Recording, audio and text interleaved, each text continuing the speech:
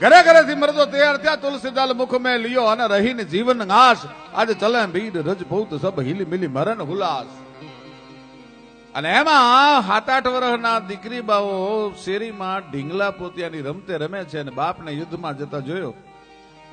દોટ મૂકી દીકરીબાએ બાપના ઘોડાની લગામ વાઘને પકડી લીધી. બાપુ યુદ્ધમાં જાવ છો? હા બેટા, ધીંગાણે જાઉં છું. મારી લગામ મૂકી દો, ઘોડાની વાઘ મૂકી દો, મારે દુશ્મનને વેળવું પડે છે.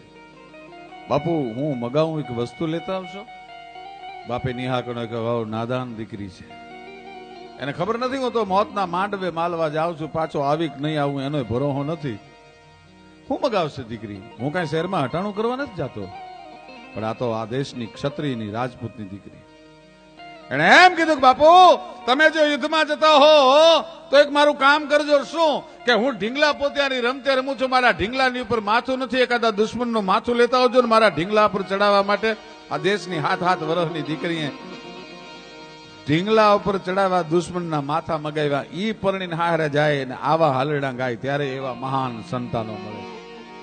બાકી હાહરાની સામે ઉભી ઉભી ભેળપુરીઓ ઉલાળતી હોય